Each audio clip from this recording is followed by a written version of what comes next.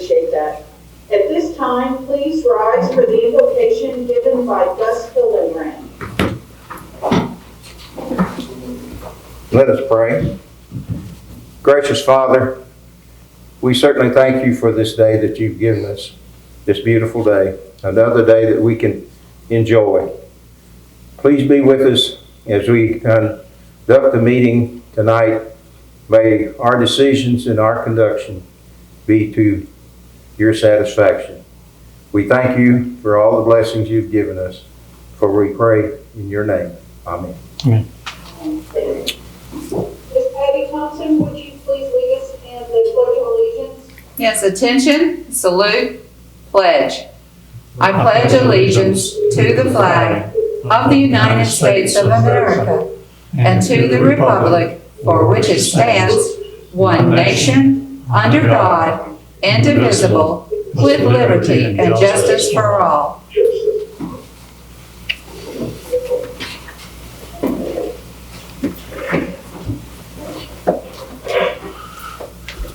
Appreciate that. For those who are zooming in, if you would please mute your speaker until it is your time to speak, just so this way we won't end up with any feedback. Thank you. The Tupelo Planning Committee is a volunteer group appointed by the mayor and city council. We do not receive compensation and do it as a community service. The committee spends a lot of time and our own funds studying, researching the applications, and visiting the sites that are on our agenda each month. We ask that you remember that we do not take our positions lightly on any application. Our decisions are based on facts as they are presented and with regard to the regulations set forth in the city code. The planning committee may impose conditions upon approvals of a request as it deems necessary to mitigate potential hazards or problems or bring the nonconformity into compliance to the extent necessary to protect the rights and interests of nearby property owners and the general public. At this time, I would like the staff and committee members to introduce themselves. I'm Leslie Marks, and I'm chair of the committee. I'm Jimmy Swan. Patty Thompson. Gus Hildebrand. Scott Davis. Pat Faulkner, city planner. Thank you very much. Online by Zoom, who do we have zooming in? Vince Ely. Pam Hadley. Welcome. Brian with Measure Site. Brian's name is spelled Brianyoungken, and he's with Metro Site. Brian, thank you. All right, let's see. At this time, we will review the last meeting's minutes. Has everyone had a chance to review the meeting minutes from our last meeting? I'm assuming that's a yes. I'll make a motion, we accept the minutes as presented. I second it. All right, so Patty has made a motion, Gus Hillenbrand has seconded. All in favor? Raise your right hand. All opposed? The motion carries. Mr. Faulkner, do you have anything to report on the city council's actions from their last meeting? That action will be on the city council agenda tomorrow night. Okay. So are you referring to the roof, is that correct? Yes. And has Mr. Weigel, He has, Mr. Weigel going to be present? yes, he is on the agenda. Okay, thank you very much. All right, let's see. Review of the agenda. We are now ready to start our meeting. There are 2 items on our agenda tonight. As we work through these items, if you are here in order to commit on an application, please, when you are asked, move to the podium, or Brian, in your case, knock. I'm not exactly exactly sure what the thing is that you do, but we'll find you there. Speak clearly, state your name and address before offering any comments. So the item that we are talking about, I'm sorry, I do apologize. The second item on our agenda will be the 2025 long-range plan discussion as related to the economic impact of the pandemic. At this time, we will move on to item Flex 20-04. The Department of Development Services has received a request for a flexibility use review from Mr. Lewis Burrow to allow MetroSite to locate a telecommunication tower in the backyard of his property at 232 South Inkster Lake Road. The Tupelo Development Code requires a flexible use review to locate a telecommunication tower in a low-density residential zone. The property is located in the low-density residential zone. Mr. Faulkner, have the surrounding property owners been notified? They have. Have there been any responses? We've had a couple of calls, and there are several individuals here tonight. Okay, thank you. Mr. Burrow, would you come to the podium and please state your name, address, and present your request to the committee? Mr. Burrell is the owner of the property, and he signed the application, but I believe it'll be Mr. Youngkin that actually speaks. Okay. Mr. Youngston, can you hear us? Would you please unmute your speaker? Yeah, we're good. I can hear you. Wonderful. Would you please present the request? Yes, ma'am. On behalf of Unity Towers, MetroSite is requesting to be included and to have this property approved for the addition of a telecommunications tower. Okay. Does the committee have any questions for the applicant?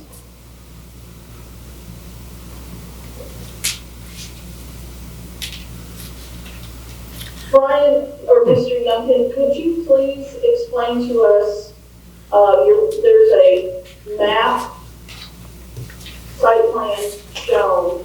Yes, ma'am. Kind of explain what you're planning on doing?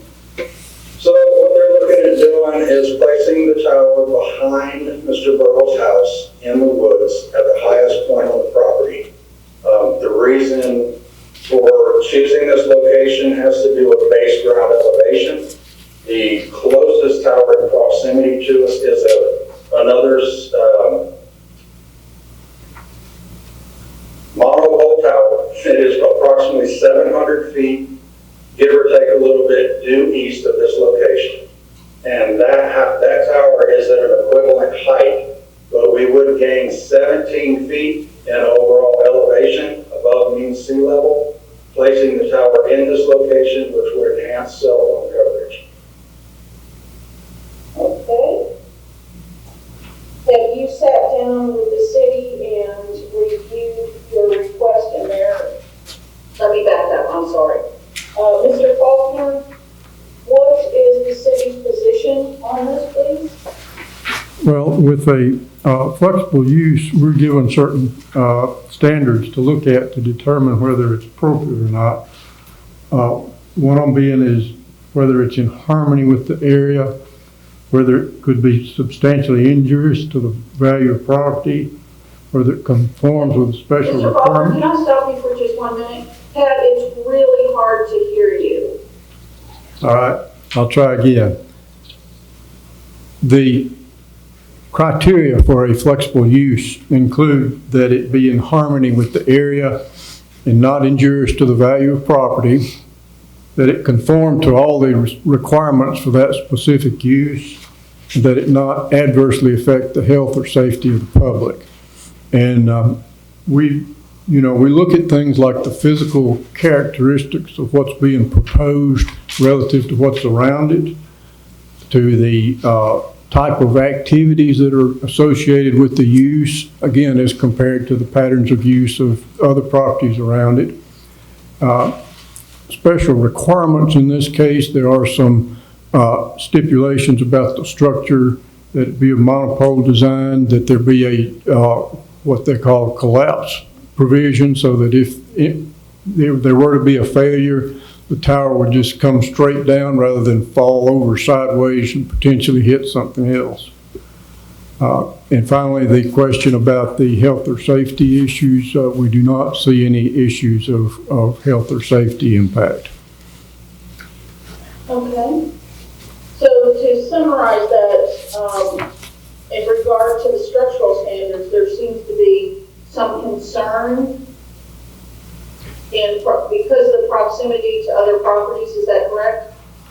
The primary concern from the staff's point of view is just the compatibility of the structure with the remaining structures of the neighborhood.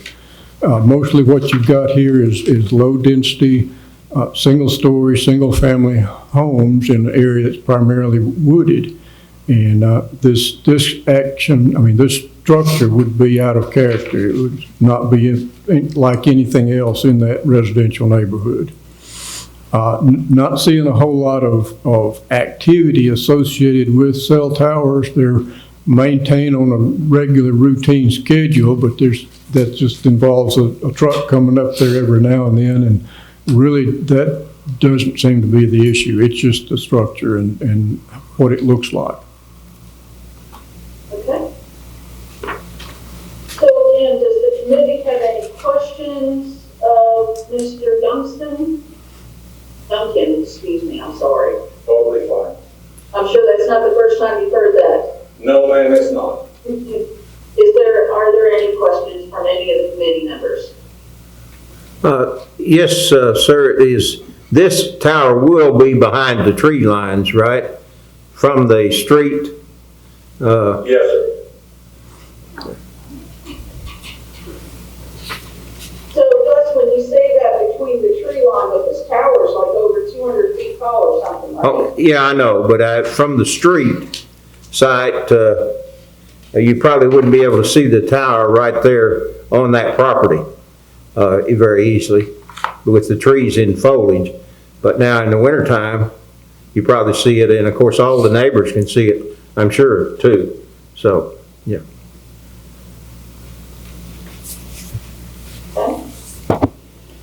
About what fraction, 1/4, 1/3, something like that, of the tower top would be seen above the tree line? Have any idea? Is that a question for me, sir? Yes, sir. About what fraction of the tower Yes, would sir. be I would say visible? it's about a quarter. About a quarter of the tower would be able to be seen above the tree line. And if the visual aspect is an issue, we can design this as a monopine, which basically would camouflage it and make it look like a gigantic pine tree. That's not out of the question, and it's not out of the norm either for areas that have a visual impact. Lindsay, were you trying to say something? Just saying hi to your daughter, right?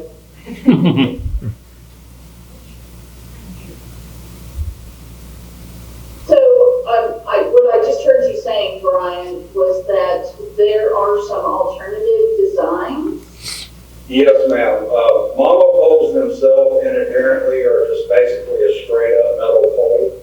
There is a product that is called a monopine, and what it does is it allows us to camouflage the top of the pole and make it look like a pine tree. It will literally have what we would call imitation branches and pine needles and such that would branch out away from the tower itself.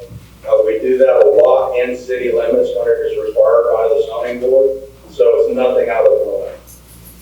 Okay. Let me ask something about the existing tree line that's there. It looked like most of the trees that were there are deciduous. Am I wrong, or are they evergreen? There's kind of a mixture. There are evergreen and pine trees on the lot, and then there are hardwood and deciduous trees.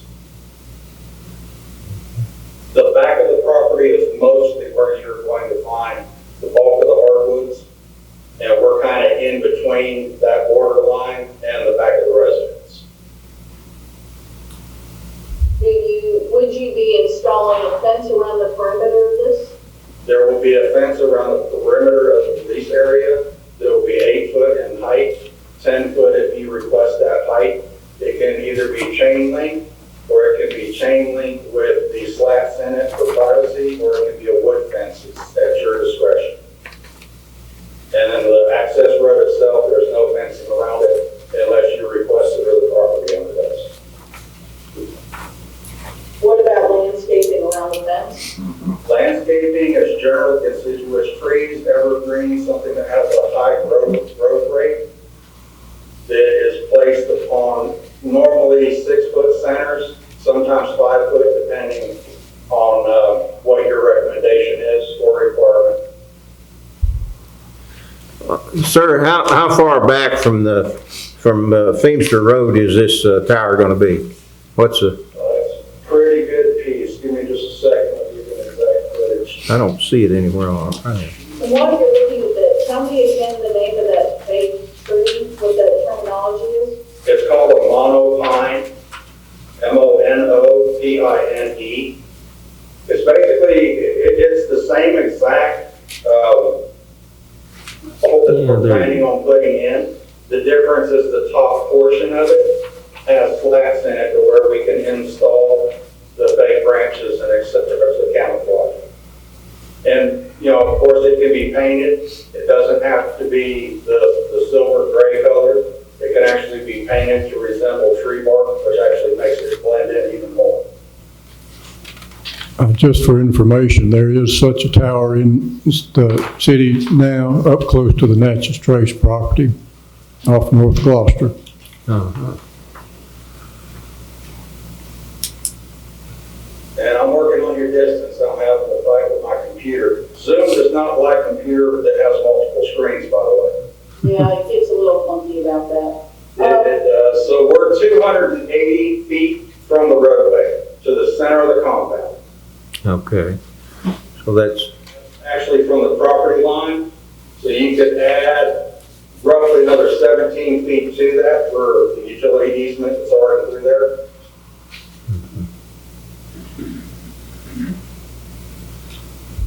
And what I'm looking at, with the concern that was brought up briefly about the tower fall, we're 125 feet to the tower center from the northern property line, and we're roughly 74 feet from the southern property line, which would be Mr. Hodges' property.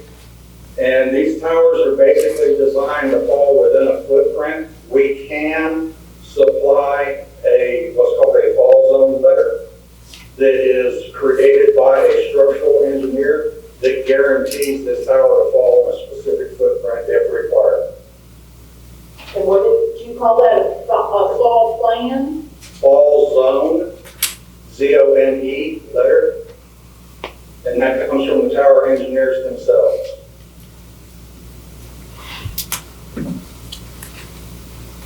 Typically, it's 50 to 60% of the height of the tower, which with this one, 50% would put us on the property that is owned by Mr. Burrow and within the property boundaries. Okay. Pat, Where are the residents as well?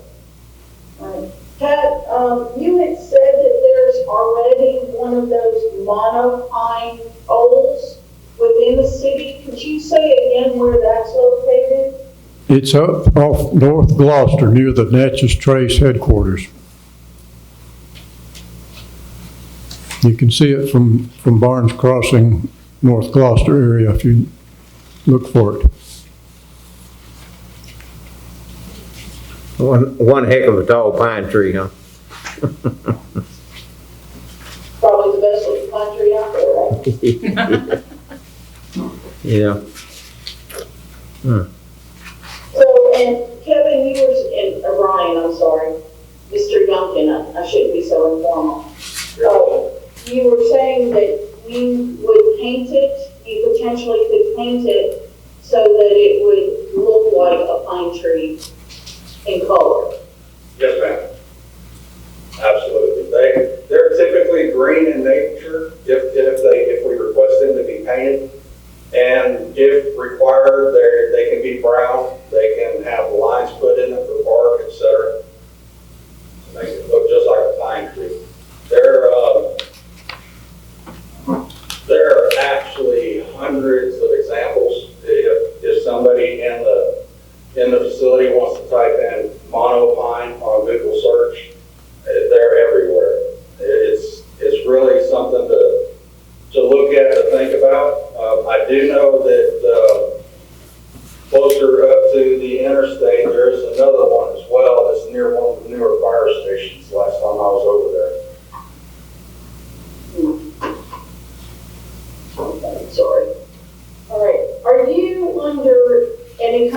pine, which,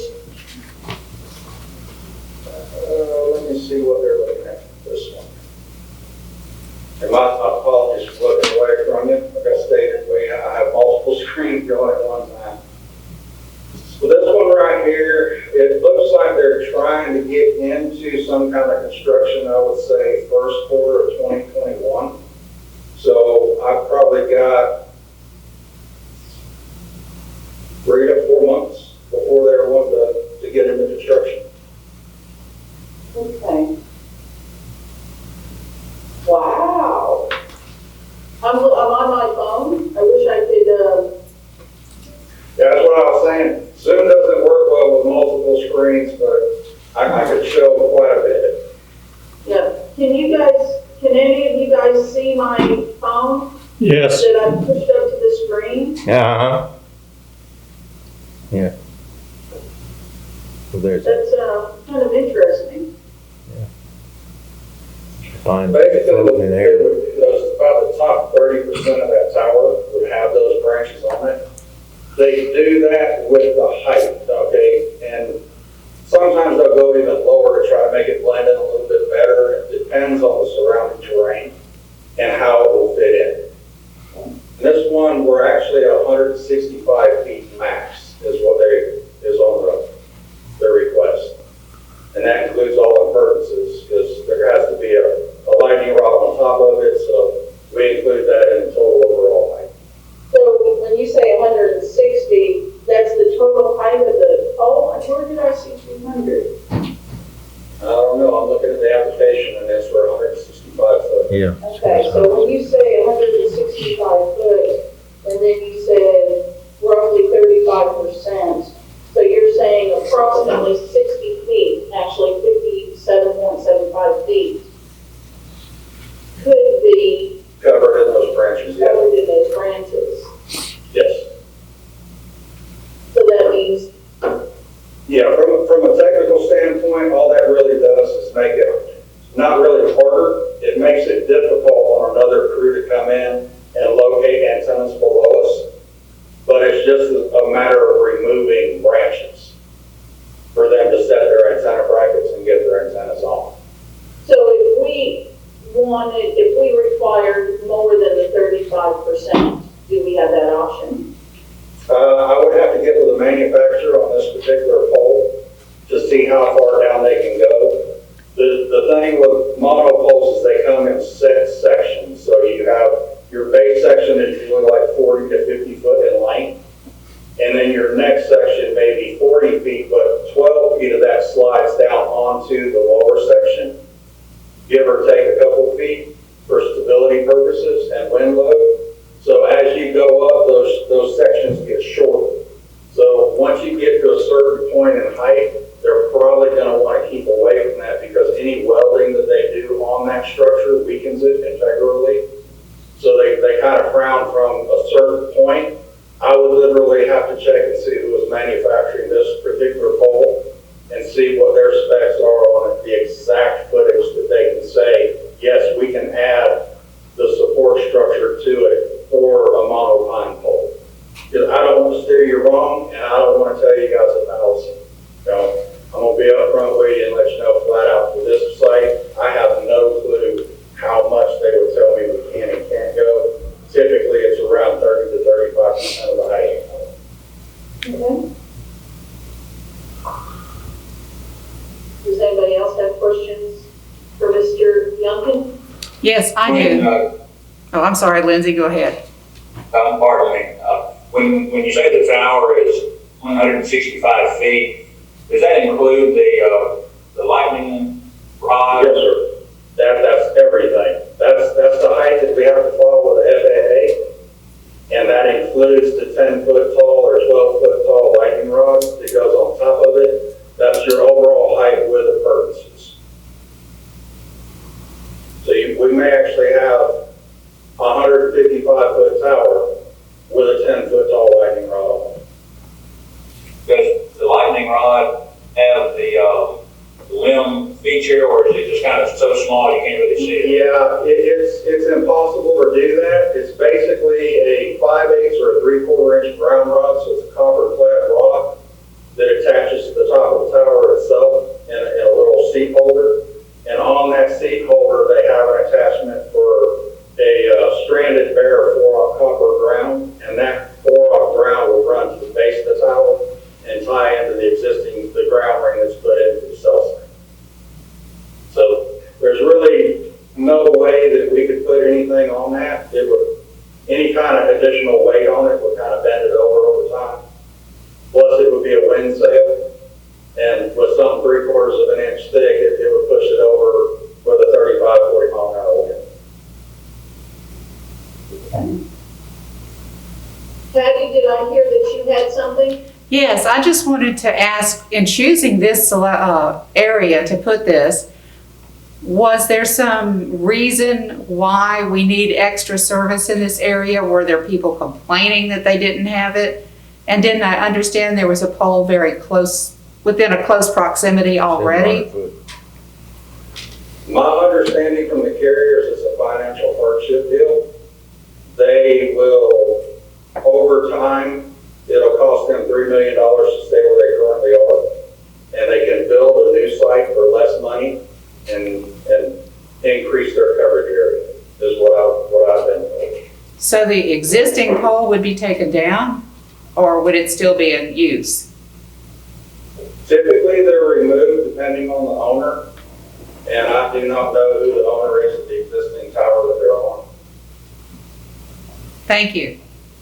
Yes, ma'am. Any of the other council or committee members have any further questions for Mr. Youngkin? Well, yes, this is Gus, and you said that about 25% of the tower is above the tree line, and so actually 30%, if you had 30% of the tower with the branches would actually be down to the tree line or below, wouldn't it? If the estimates on height are correct, yes. You would Okay. have branches below the top of the tree line. Yeah.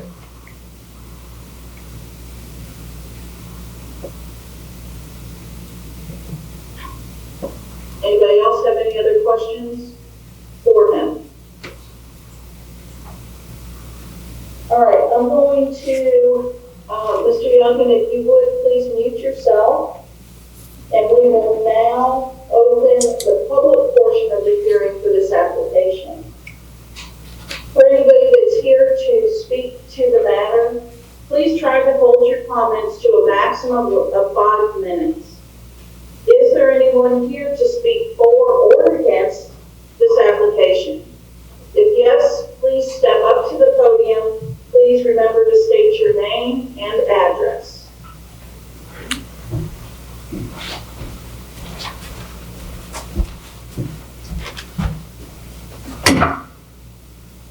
Is there a microphone? Right. Oh, Is it? I guess that's yeah, it. yeah. Is it working? Can you hear me? Yes? Do I need this? Yes, you do. For recording purposes? Yeah, and I sure would have, definitely need to have a speaker when somebody doesn't have to hold it. All right, thank you. My name is Mike Pettigrew. I live at 281 McNeese Street in East Tupelo. I also, along Feimster Lake, Martin Hill, per your map, own number 9, number 1911, 36, 1908, just sold 85, own 223, which is straight across from Mr. Burrell's land, and also own 325. I can say for certain that the existing tower that's there now is not hidden by these trees or the landscaping. It is an eyesore. If we start developing a tower cluster, it's going to devalue the property and the aesthetics of that property. I was born and raised in that area, and I know that terrain better than practically anybody in this room. You know, the blue area constitutes the area that used to be known as Feimster Lake, from where it got the name of the road. That is a depressed area. That's a down sloping area, which means that land has no technical necessity for that tower. That tower can be located anywhere. We've got mixed-use commercial and we've got industrial practically 100, 200 yards from that site. So as we've discussed, it really comes down to a matter of money. We wanted to put it in this neighborhood because it's cheaper for the vendor, regardless of what the neighbors want or expect. We have zoning for a reason, and we have exceptions for a reason. But this does not seem to make, the necessity isn't there for this tower. I can speak for 257, does not want the tower. 284 does not want the tower. 370 does not want the tower.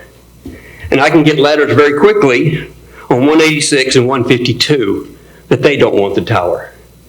And so the vendor has yet to make his case on the necessity of that location other than dollars. That's his driving force, is to have a cheaper place. Let's put it in the neighborhood, and then we start encroaching upon houses and then the traffic and everything else. We have it zoned in industrial and mixed-use commercial, and we suggest that they look at a site in those locations. Thank you.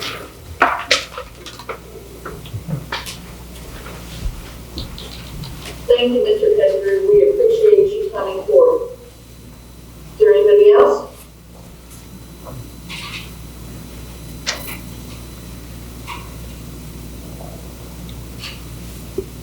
Patty, is that a no? No one's coming forward. Okay. Pat, am I allowed to now ask Mr. Youngkin another question? Yes. All right. Mr. Youngkin, so Mr. Pettigrew commented on the fact that, and I'm sorry I didn't get to ask him the question, but he is referencing the fact that adjacent to this property, there is some property that is zoned industrial.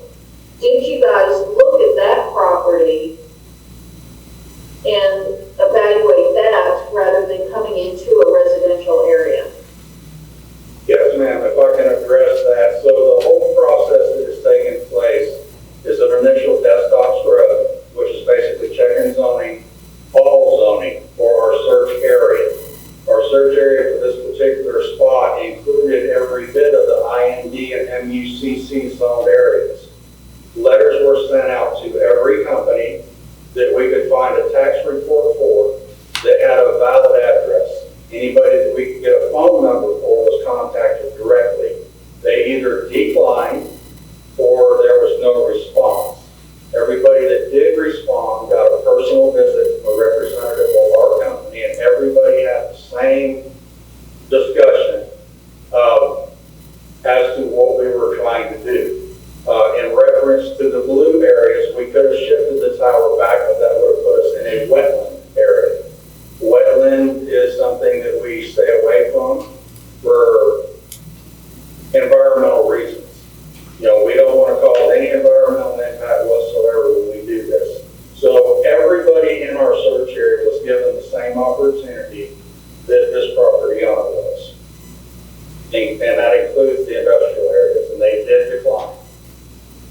Or you also said some did not respond. Do you? Yes, those are out of state. There's some property owners that live out of state that did not respond. Do you know the property owners that are located at the 208 or 264? Did both of them respond and say no? I'm sorry, Brian, you muted yourself. My apologies. I would have to look at the desktop to get the actual names of the people that did respond and those that said that they were not interested. What property is the existing tower on, do you know? Pat? It is on industrial property that is directly behind to the east. 208 then. It belongs to, hang on just a second. If you give me just a second, I'll see if I can pull the desktop up on this.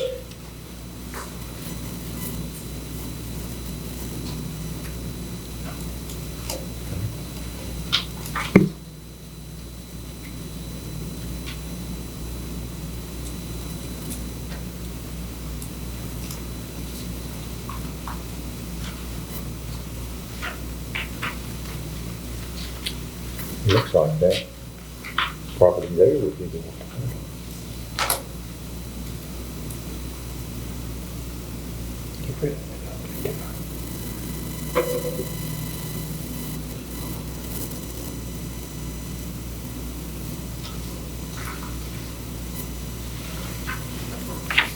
Yeah, while he's looking for that, the area that he is referred to as being wetlands area, is that at a much lower elevation? I couldn't tell you. I couldn't tell you that it's much lower, but it is a Zone A floodplain. So if it's a floodplain rather than a wetlands, does that mean it cannot be mitigated? I think it would be possible that it could be both. We don't map wetlands, we do map floodplain. Because I think I'm using my terminology right. We've done some construction projects that have encroached on and taken maybe small portions of wetlands. And for, of course, a certain amount of money, what you do is you pay the Mississippi State Department of Environmental something, to construct another wetland somewhere else to take the place of the wetland area that you're taking. Right. And typically, you could find wetlands in an area of floodplain. Not necessarily all of that floodplain would be classified as a wetland. It's just subject to flooding based on the elevation.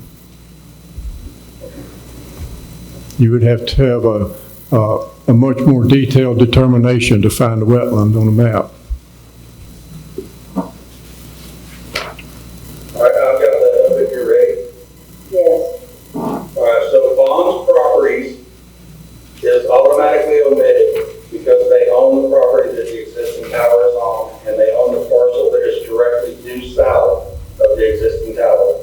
The reason that they are omitted is all power companies put inclusion language in their leasing that states that you cannot place another telecommunication structure on adjacent or adjoining property that you own. So that takes them out of the picture right off the bat, and that almost takes off everything over off the main road. So wait a minute, Brian, which property did? Looking on the map, that would be 208 and 28, I believe it's 28. 208 and 264. Right below the main, right, is the property that the tower is on itself, the existing tower. It looks like 264 maybe. Yes. It's hard to see on the map. I see where the existing tower is. Right. And then the square property that is directly below that is not in the MUCC, that parcel there is omitted automatically due to the language that is placed in the existing lease. Okay, so what about 208? Well, it's adjacent. It's adjacent on the north, so, yeah. My eyesight is not that great, my apologies. So 208 is over in the LDR off of McNeese. Is that the one you're referring to, or are you, never mind. So that's the industrial complex. Yes. That is, just a second.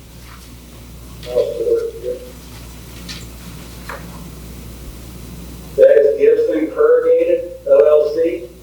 No, They that, own pretty much the entire top portion of the search ring that we have for this particular tower, and they decline. According to the notes that I'm looking at. well, Gibson's corrugated is 1920 on our map. That's the area there. I think they own more than one building there, Mr. Well, I know they do, but they're all right on in that corner right there. I don't know whether they own that 208.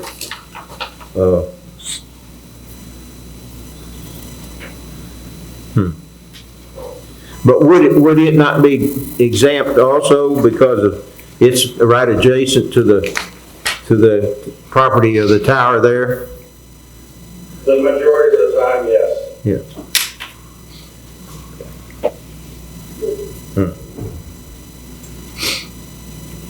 How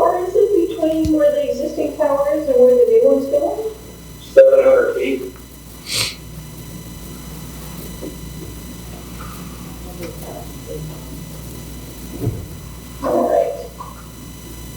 And there is a low area that runs where the blue is on this map, but it does start going uphill, and there is a 17-foot gain in elevation to the coordinates where the tower center would be on this property versus the existing tower. So you're moving it and you get 17 more feet. Yes, ma'am.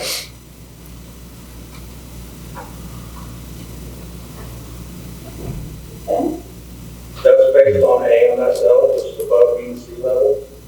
The elevation of the existing tower versus the new location, there is a 17-foot difference. Sir, is the existing tower 165 foot? It doesn't appear to be. It's a 150. I was gonna say, it doesn't appear to be that high. Yeah. Yeah, it's a 150, and that's 150 feet above mean sea level. So from the base, it's 150 feet tall. Yeah. If I take that exact tower and I move it onto the property that we're looking at and discussing currently, the top of that tower would actually be 17 foot taller from standing on the ground. Okay. Because you're gaining, it's all based on the base of the tower above mean sea level. So if I take a tower and I've got a piece of property that's 100 feet above mean sea level, and right across the street, I have another piece of property that's 120 feet above mean sea level, and I put a 150-foot tower on each one of them, the one across the street is going to be 20 feet tall, just based on base elevation. Yeah.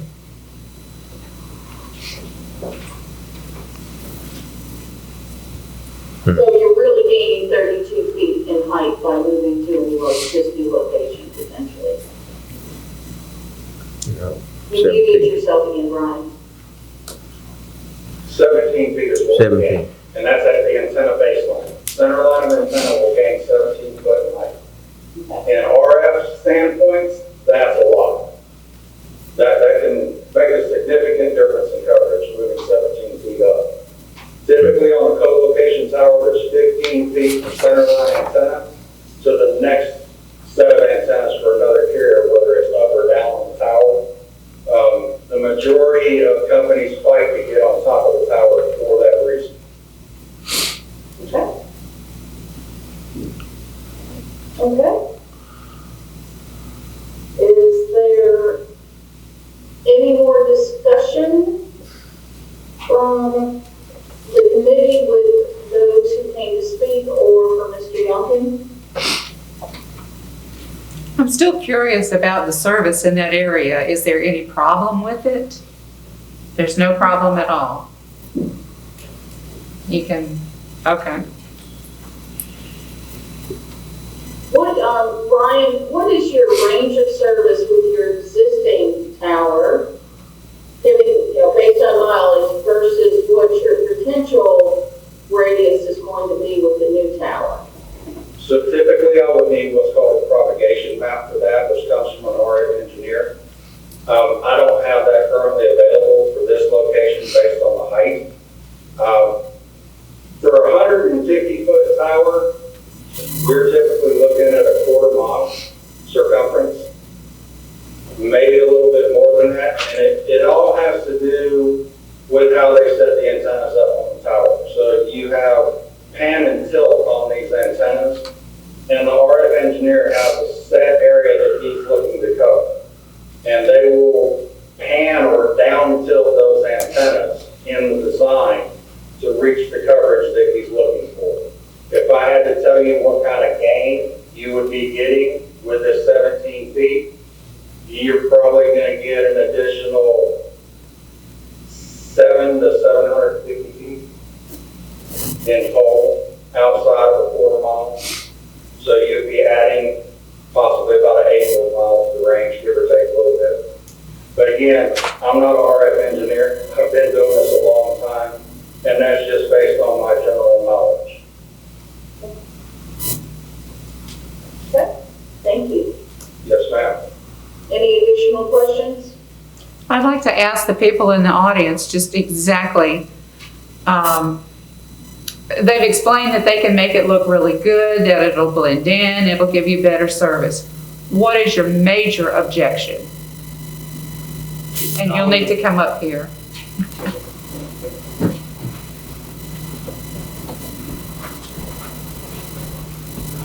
You already have one tower there, and I don't know, can you see it from your house? Gillian can see it from her house. She's at 241. 257. 257. Let me ask a question first, Mike, sorry. Sure. So the tile that's there existing, is it this monopine, is it camouflage so that it is much more appealing? No, it's not peeling at all. And it's not camouflaged. It sticks up above the tree line. I don't care if it's winter, fall, summer. It sticks up above the tree line, regardless. And now we're going to make a cluster because there's no timeline or even definitive if the other one's ever going to come down. That's a conjecture. There's nothing in writing that says they will take that other tower down. We're replacing a 1-for-1. Can you address that, Is Brian? there anything that we can do that would require that within a certain time frame? If this is, can we put that as restriction? I don't think that, that would be possible in this action because that other tower is owned by another company, as I understand it.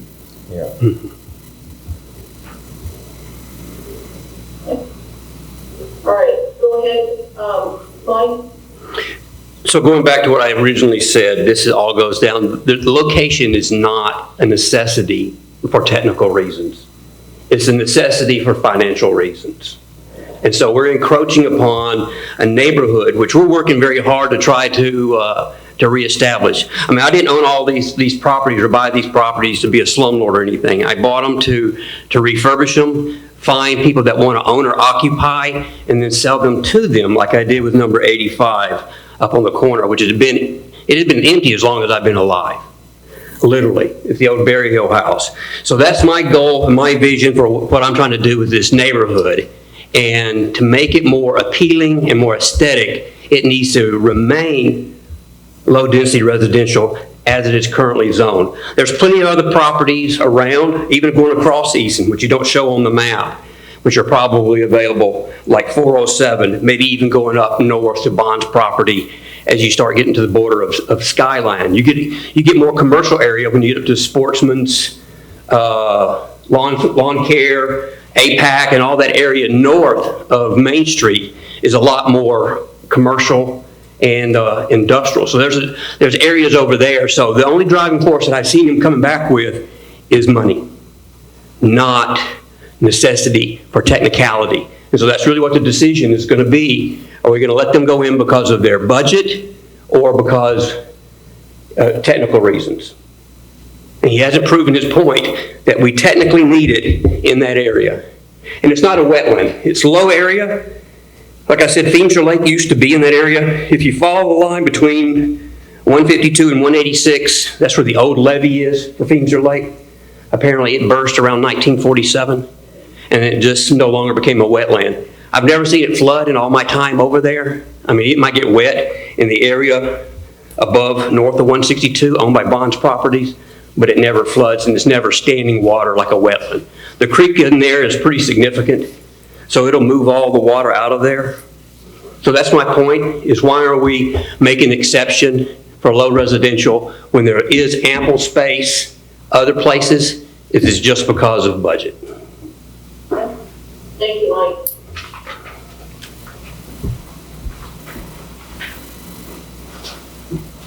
Betty, are we ready to close the? Well, I'd like to ask the question of the Metro person there that if there's only a quarter-mile range on these, did you say quarter-mile each direction?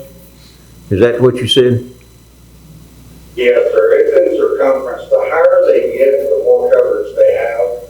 Typically a 250 to 300 foot tower, you have about a 2.5 mile range. And that can kind of give you an idea based on height. You know, adding that 17 feet can add a significant amount of range. Now, this particular tower, I'm not 100% sure if it's a FirstNet tower, If it is a FirstNet tower, that is based on the E911 system to benefit first responders.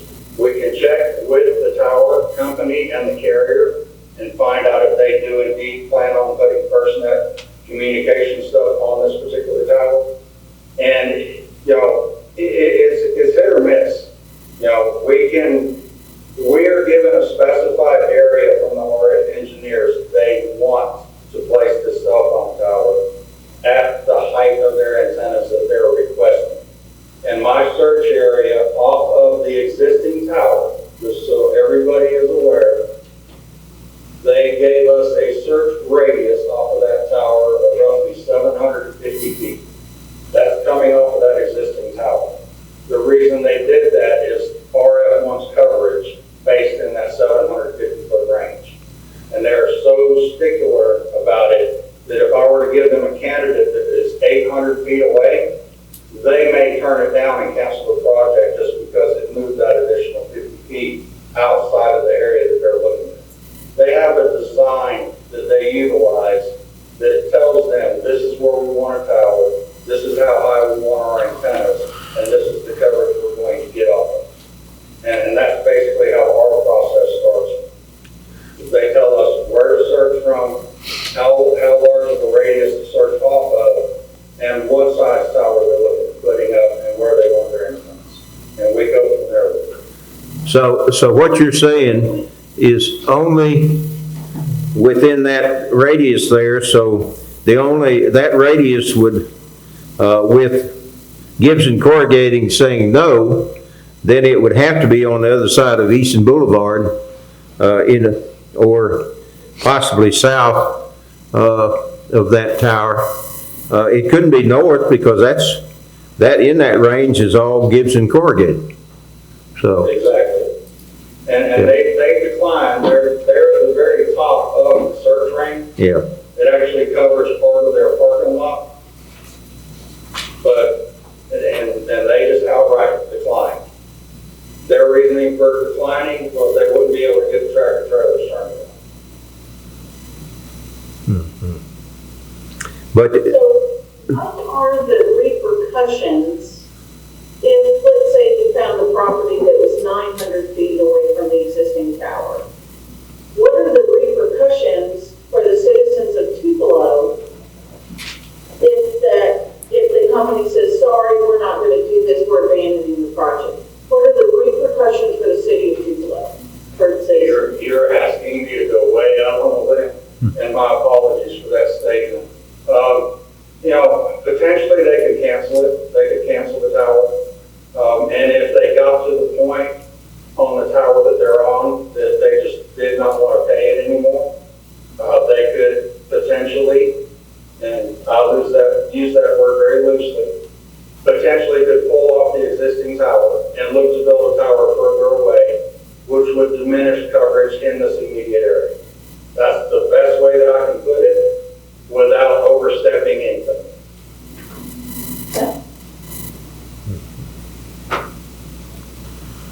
All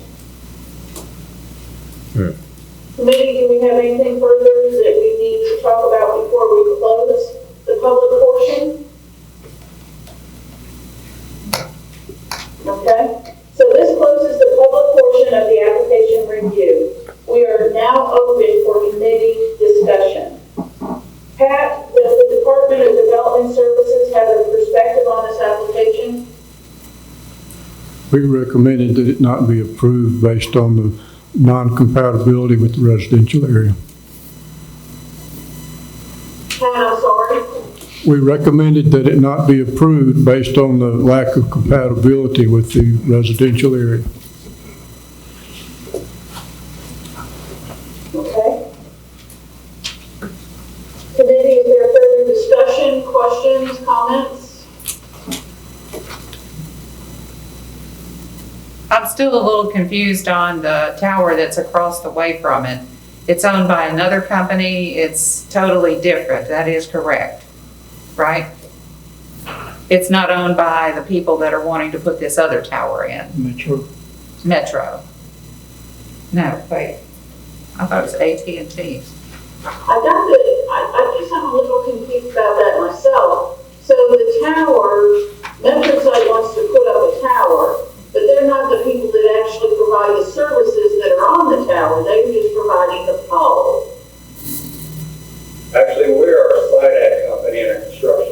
we represent Unity for Harmony Towers. Harmony Towers seeks to build this facility for a carrier that they already have a signed contract with. Which is the metro site?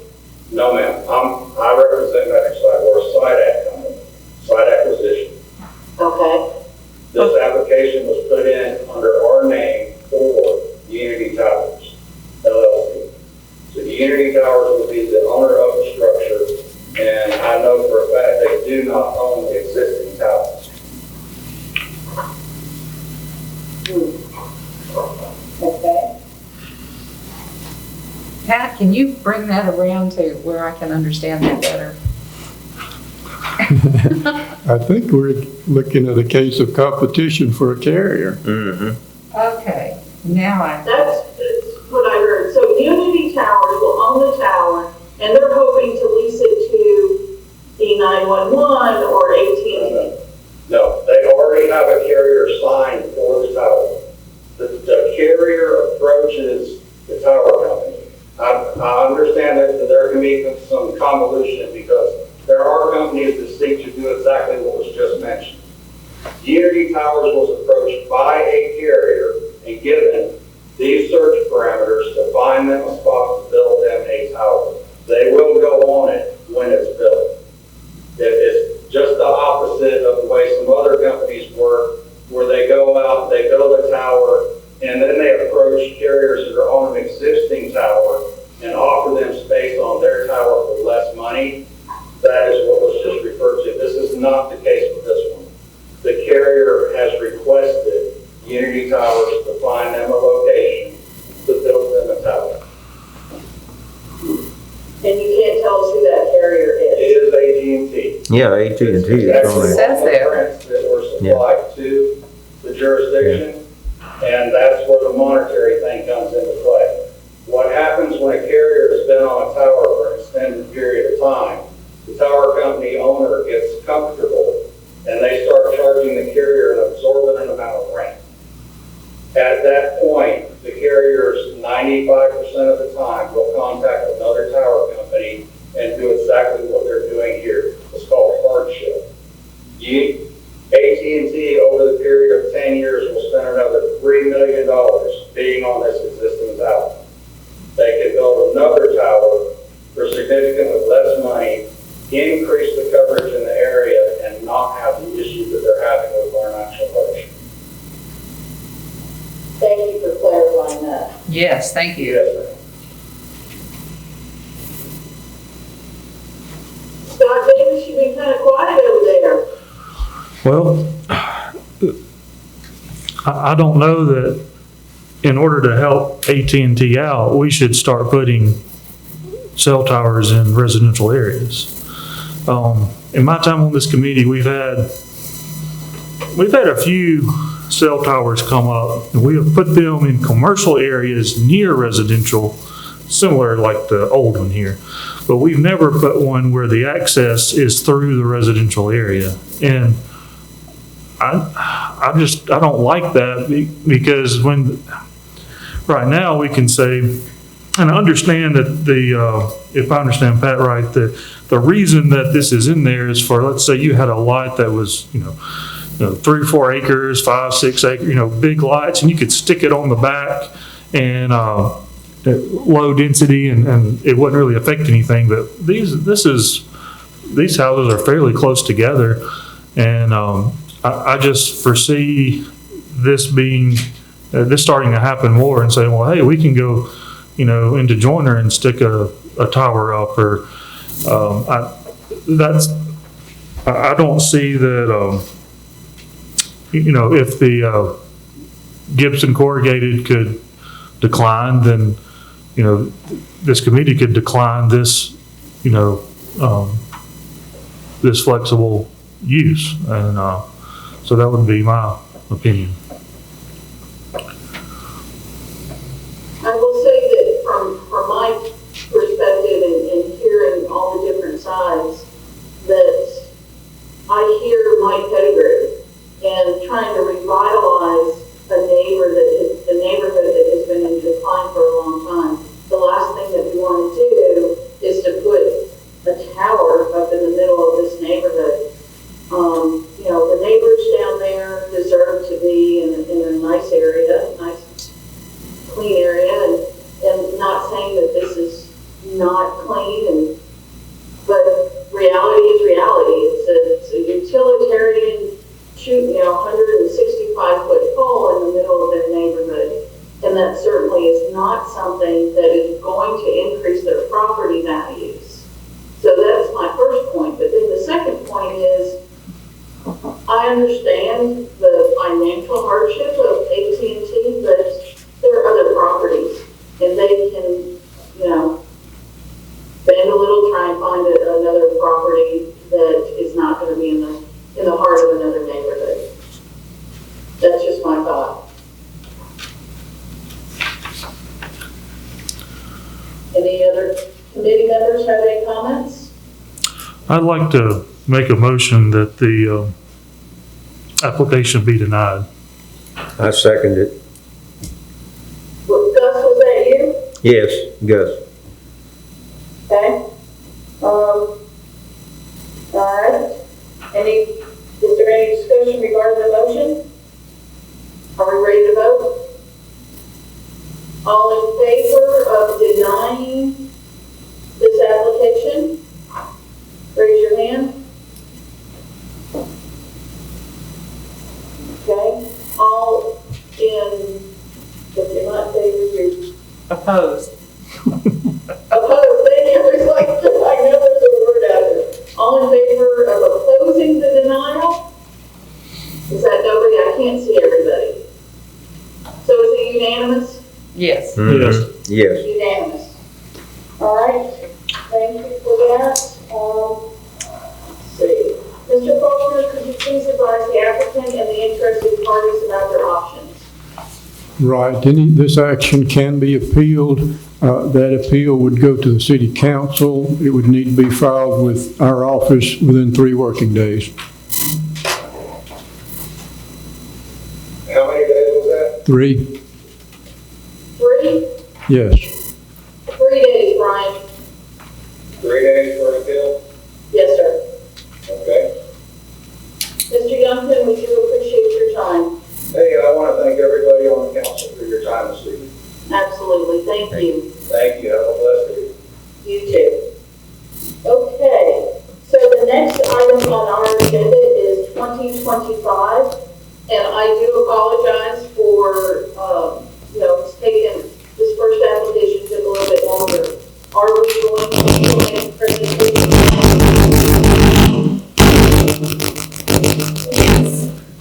Yes. We're getting some kind of weird feedback there.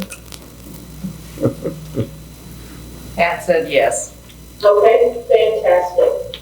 All right, so I guess I will turn this over to Pat Faulkner to talk about the 2025 long-range plan. Well, I just want to basically start a process that normally we're some time out ahead. We don't have to have this plan started yet because our current plan runs through 2025. However, because of the unusual economic situation that we've had this year, I wanted to at least begin to explore that and to have some thinking going on, some questions asked, and what I did for tonight was I asked Shane Homan from Community Development Foundation to come and give us their perspective on the economic changes and about what they see as things that may be still valid to project into the future and what may not be. Okay, great. Shane? Is Shane here? Will he come up to the podium? Yes. He's headed that way. All right. You gotta remember, I can only see 4 of you. And just for information, for most of you on the committee, may not know this, but Shane used to be the city zoning administrator, and he's very familiar with this setting and this group. So, Mr. Hildebrand, you probably know him. I don't know the others. Yeah, I know him from a long time. Yeah. Let's see who we have here. Oh, hey, Lindsay. Okay. Leslie? I didn't catch the voice. Okay. Hey, everybody, how y'all? Hey. So Pat wanted me to talk a little bit about what we're seeing with COVID and some of the trends that we're kind of seeing. And we're seeing some different shifts. The first one, I'm just going to talk about three and then potentially their impacts on them. The first one, I don't know exactly who I looked at. The first one is I think we're headed to a hybrid work and school model. I mean, everybody now, since March, so many people are working from home. We have seen that employers got incredibly high productivity with their employees being at home initially. We thought it was going to drastically change the landscape of how the work model was. Since we've had a little bit more time with inside of that model, they have seen productivity actually now decline again. And so what I think everybody is looking at is that a new kind of a hybrid model, if the opportunity for that kind of a profession, that kind of job allows it. So we're talking to companies now where 30 to 50 to 60% of their employees will actually rotate through the office. And so they'll be home on weeks, and then they would be in the office on weeks. Okay, so that's the hybrid model that I'm kind of talking about. I think you're going to see a great increase in that. You're going to have an increase in just contract workers working from home that are working for multiple companies at one time. I think that's going to be a continuous trend. What we have found through the school model is that I think you'll have some type of hybrid model continue through the school systems as well. And that even goes into the university levels as well. We have so many kids now that are long distance learning.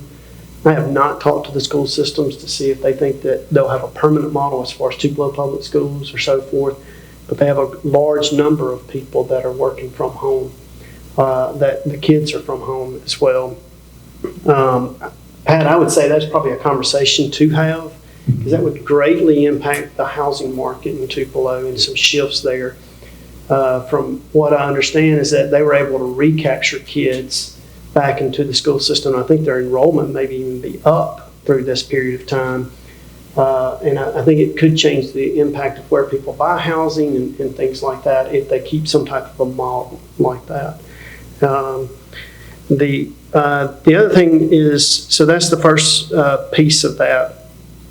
The other one is that I think you're going to see a great migration of people moving from metros to micros. I think that's really going to happen. One of the statistics I saw is that 34% of New York City's population has considered relocating. 34%. Now, all those are not leaving. It's not like the city of New York's going to lose a third of their population. But United Van Lines are already reporting on a monthly basis a great out-migration of moves out of New York City. I think it's going to be consistent through a lot of the metros. How does that impact Tupelo? I've talked to some realtors that's already had 7 calls from folks from New York relocating south. And so I think there's going to be a demographic shift. I think there's going to be an opportunity to recapture talent back into smaller markets like Tupelo. Again, they're able to work from home, still working even for the same company. Remember kind of the models that we've talked about. You're seeing already a great move out of California into the Nevada, Utah area. But you can kind of watch those United Van Lines. That's probably the most up-to-date information about where people are inbound and outbound moving. And they're showing some great movements among their data outside of metro areas, people moving out of them. And I think that could be a real opportunity for rural America and for micropolitans like Tupelo in that process. And the other one that we have obviously seen is an increase in e-commerce. And the impact that has had even into the retail stores everywhere, and the impacts that has on with even the retail and restaurants and things like that. So some of the impacts that I'm seeing, I think you're going to see a great reduction in office and retail space because of those reasons, especially first-class office space. They're simply not going to need the amount of office space if they go to a hybrid model and they're rotating in a third of their employees or something like that. That can have a real impact if your community has a ton of office space in it. I don't think Tupelo is overbuilt. I don't see that being an impact here, but I do think it'll be great impact to a lot of metro areas. So you're going to see some shift there from that standpoint. But I think that's going to happen. I think you're going to see a redesign of office, retail, and restaurants. Really by twofold, and we've already kind of seen this, as restaurants have now retrofitted all their stores, all their booths to have the spacing. If you've noticed, a lot of them have, especially their booths, they're going up higher in height and some things like that. I think you're going to see a redesign of the spatial designs, which means maybe restaurants have a little bit higher footprint to give a little bit more spacing between things. Could impact a little bit from that standpoint. Probably the greatest impact on redesign, though, is going to be the flow of pickup. You have stores even like Dick's and Academy now that have specialized, they're taking up tons of parking in their parking areas for just pickups. And I think there's going to be now, when you see the new stores coming out, I think there's going to be an intentional design of a pickup flow for something like that. So I think those are going to be some minor things that I can see from a redesign standpoint.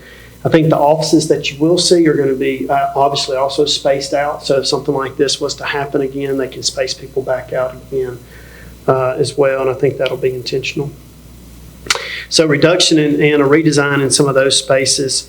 The other thing is that I think you're going to have a great increase in manufacturing and a great increase in warehouse distribution facilities across this country.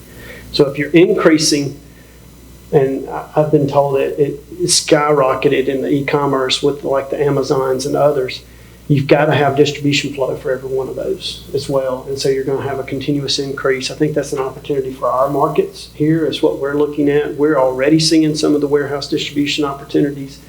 And I think we're on the very front end of those opportunities that's going to come here, and some of the reshoring. So the other thing that happens is that the logistical trail now for raw good products is so stretched globally. I think you're going to start seeing that trying to be compacted more because if something happened in China this time, when they go down, the supply line goes down, and then it takes a long time to get all of that back going. And so you're going to see, I think, manufacturing, I think there's an opportunity for some manufacturing to return to the U.S. in that standpoint.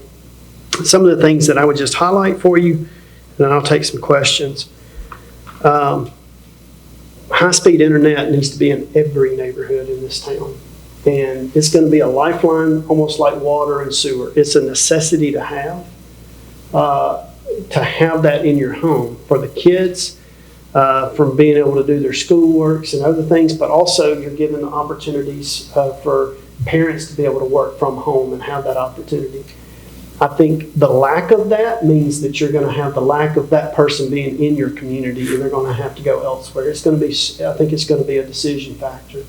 Now, fortunately for Tupelo, we've got pretty well internet in most places, and Tom Bigby Electric is now laying a lot of new fiber in this town, and that I couldn't be more excited about the opportunities to increase internet capacities throughout this town, but that's a critical thing. I'd like for you to take a look and, I don't know, like how Haven Acres and your other community centers are operating, but there's a real opportunity, I think, for them to shift to work and school centers for these kids in these neighborhoods that maybe it's not in the home, but they're providing maybe even a flex workspace for the people in those neighborhoods or something like that. So that comes back from my planning days, but I think that is an opportunity for us to look, because there's going to be more people looking for flexible work spaces like the Starbucks, but you could do those in neighborhoods kind of thing. And I think that could revitalize even some neighborhoods of the community of them being able to work together and some things like that. And I think you have some unique opportunities just being around Tupelo. I think we need to capture, serve, and promote our distance college learners. We actually have college students in Tupelo. They're all over Tupelo right now. They're just distant learners. And so they're missing out. I think there's an opportunity for us to try to maybe even recapture that. Now, I think most of them are all going to go back to campuses as soon as they possibly can. There's a real opportunity, though, and I think there's even the kids growing up would be just as comfortable taking college right online than being there on campus. But there's probably still the ability maybe to create park and rec programs and other things that connect to college kids. We've never had to do that here before, but you now have that opportunity. And I don't think that's going to completely go away from that standpoint. I say all of that to say is one of the things we're going to be focused on at CDF is capturing talent attraction. Where we are really focused on trying to develop a talent attraction program like we do our business attraction model, and trying to recruit people to come back to Tupelo. And now we've got an ability, because there's going to be a lot of movement, we think. And so we've got to create some incentives for people to relocate here. What the city has done in the downtown areas and in creating that kind of live, work, play areas, the importance our mall has to our community. It can't be understated, and it's absolutely at war right now with the e-commerce pieces as well. These big box stores are at risk. And so I think things that we can do to help our mall and that whole mall area to stay solid, it would be very helpful as well. There's obviously going to be big box stores that decide to leave, because I just said it's going to be a reduction. So an adaptive reuse for those types of things are going to be some of the challenges for the city. So anyway, that probably the biggest shift we're going to see, I think, is this work model. I think it's really going to have an impact on America, across America. And I'll be happy to answer any questions. That's just my thoughts too.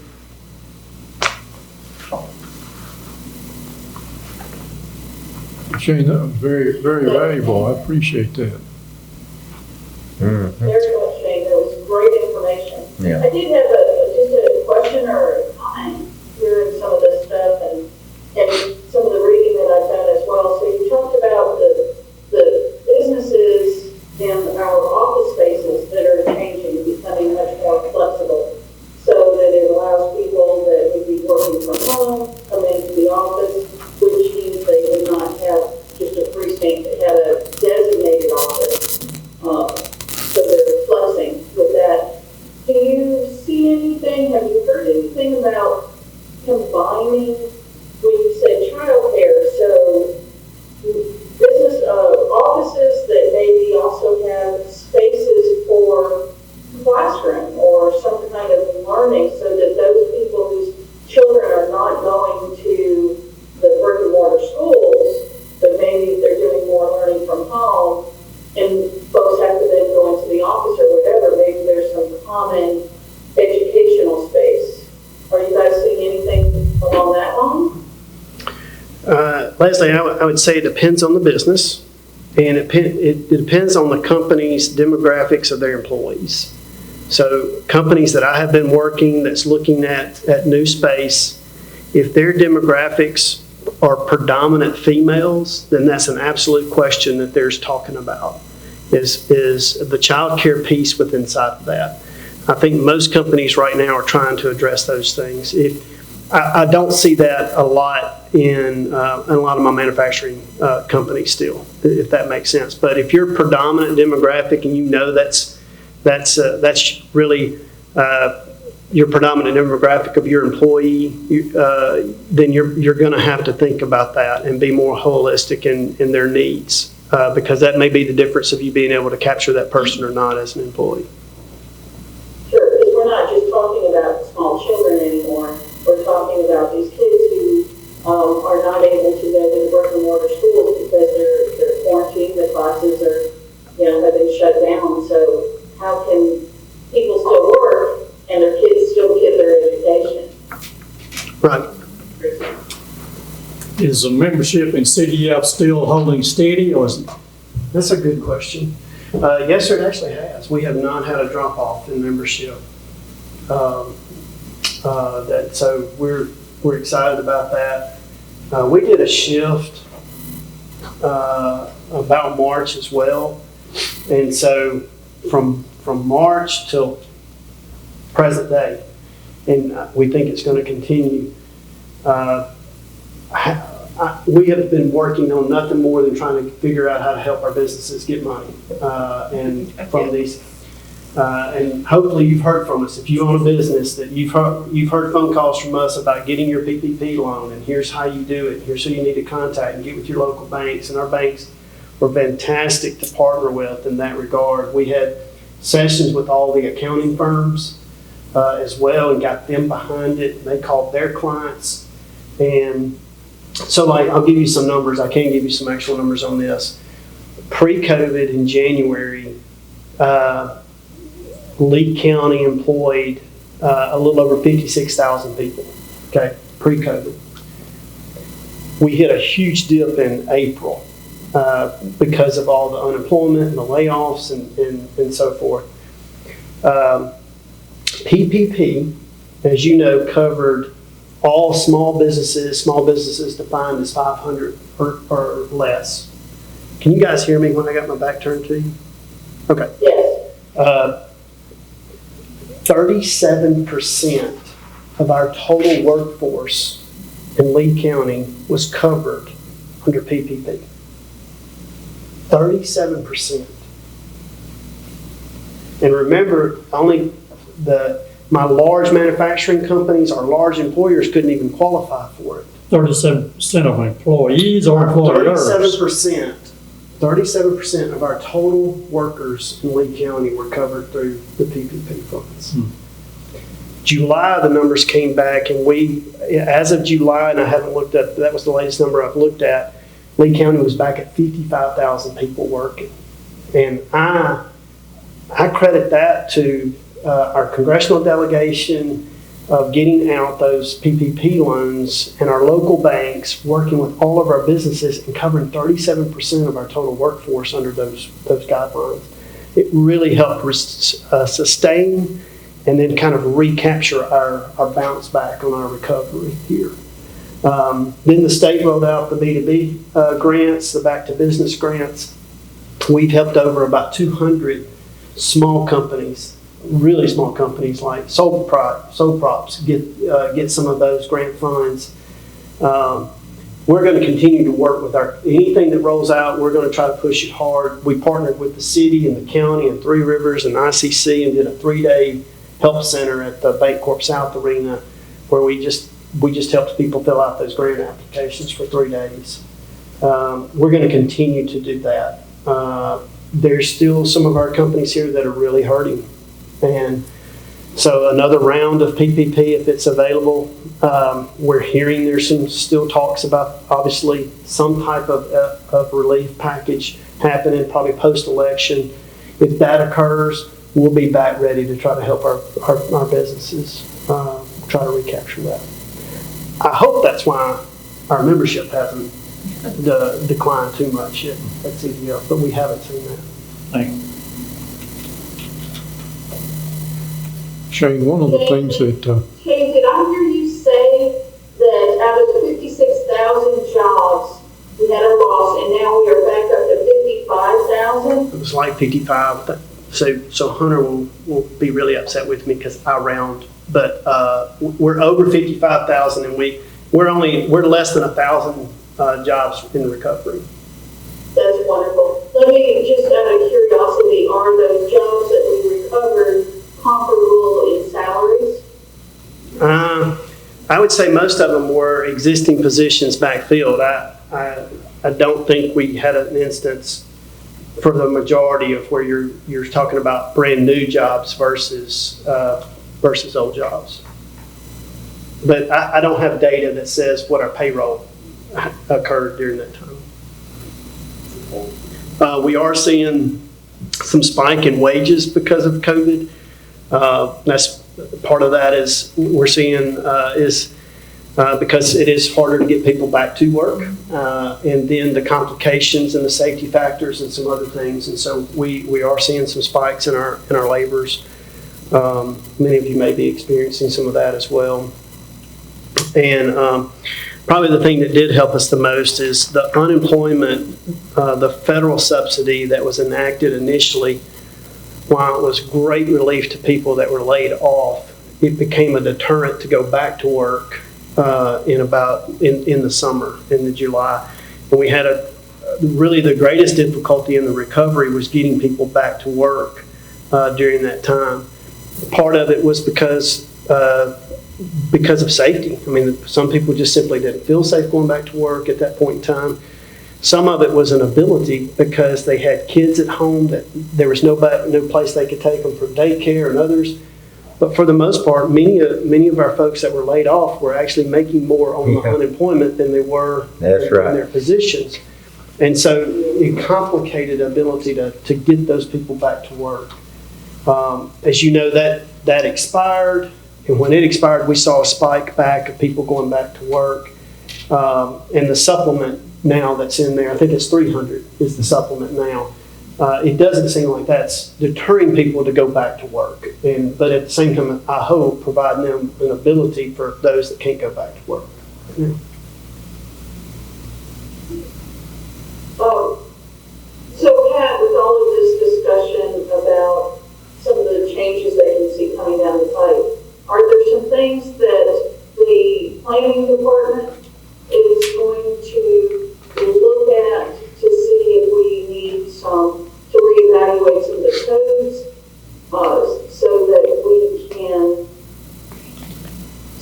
building appropriately?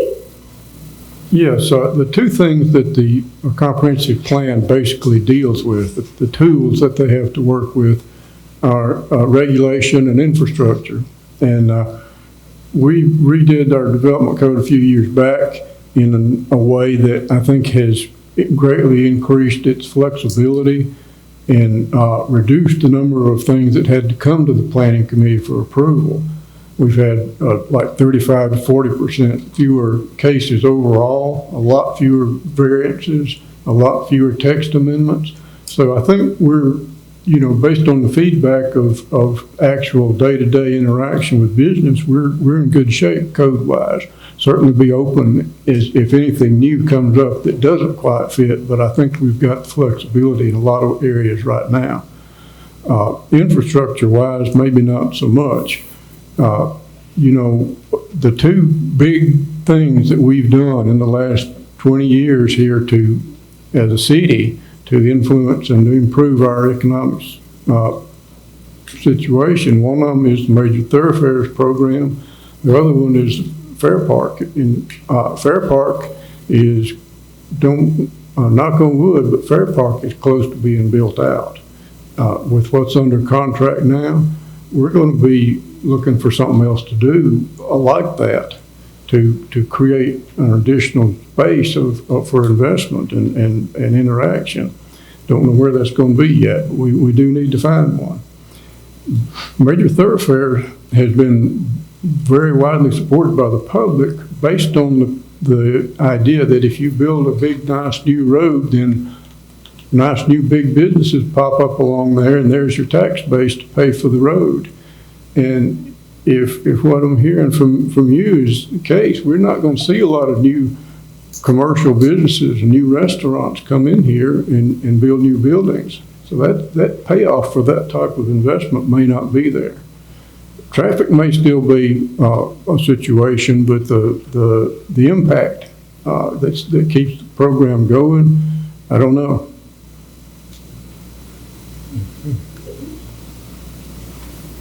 Very exciting to hear how we have recovered. Very exciting. Yes.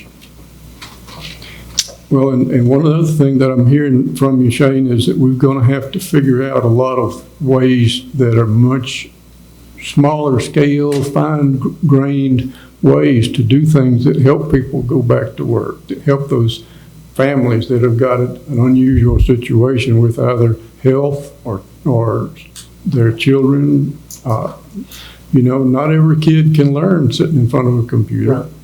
Some of them will benefit from that. Some of them will become natives to that type of technology and do great, but not all of them will. And we want to be real careful. We've got some ways to address the inequality that's built into that, because you all know that people who are behind now are going to stay behind unless something else happens. That's probably one of my greatest concerns, I guess I have, is what this is going to have in our educational gap.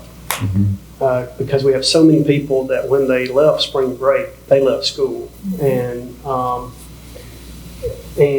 it's, I mean, if you read like Outliers and the studies show that it's when you have those large gaps, they basically convert to year gaps in educational gap attainments. And so that's going to be something that our city's going to have to absolutely strive for to recapture back. And that's throughout the country again, but that's something that's real, that our community does face. Well, and also the social interaction, the social development. Yeah, my kids never social interact with anybody unless it's over a phone. See, that's what I'm talking about.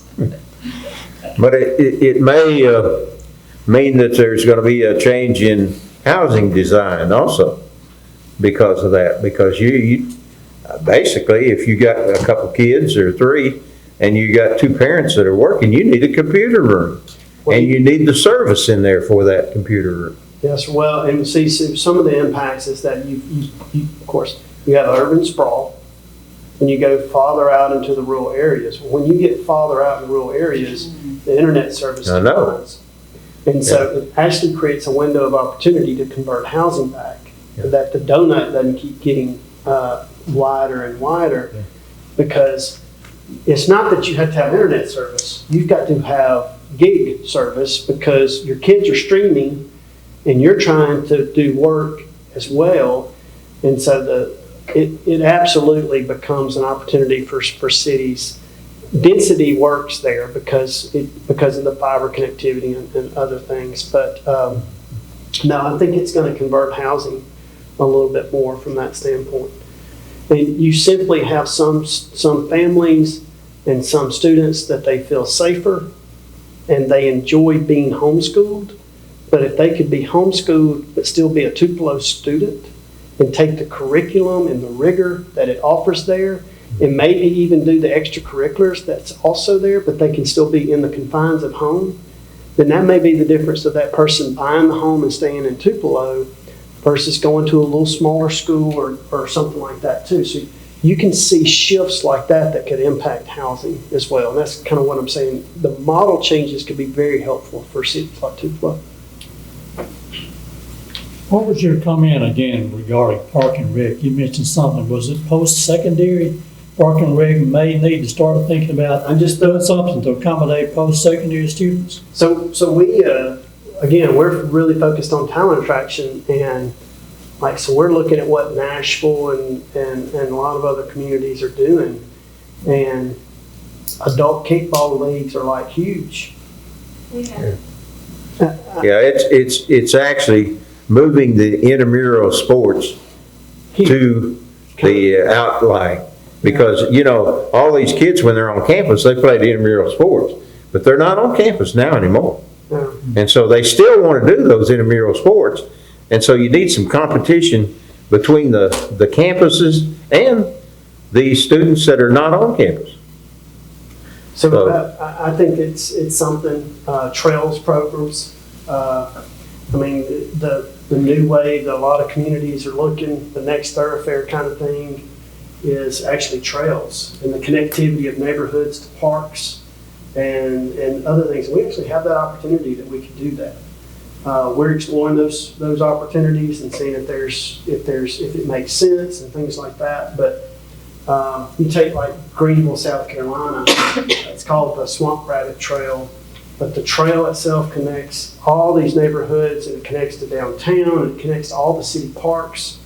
And it's actually the thoroughfare that a lot of people use, even to go to work. It's, again, work, live, play kind of thing. But there's all these coffee shops, all these little stores. All of that's not popping up on the 5-lane highway. They're popping up on the trail.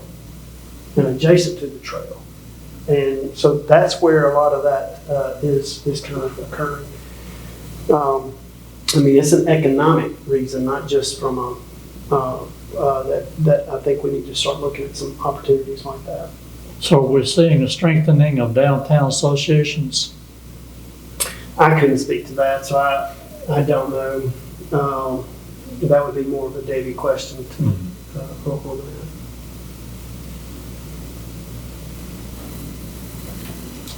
Well, we've kept you a long time here, Shane, and I really appreciate that. I hadn't sat through a cell tower zoning thing in a long time. I was sitting there thinking, I was going, flashback, 20 years ago. Yeah. It's been a while. Yeah. Thank you guys for letting me actually Thank you. be back. Thank you. So much. Yeah. With information. Great, thank you guys. All right. Yeah, I'm gonna make some notes. Okay.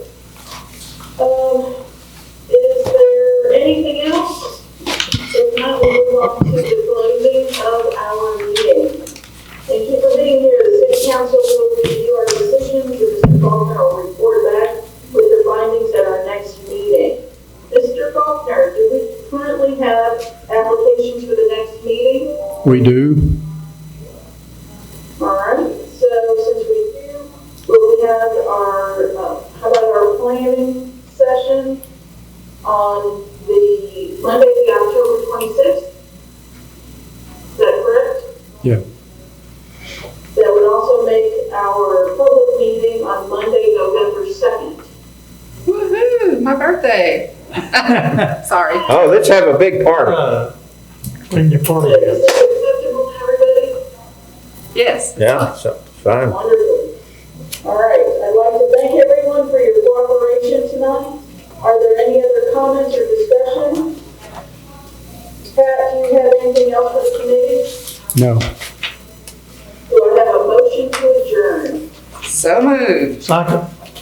Second by Jenny, the motion carries. Thank you, everybody. Good night. Good night.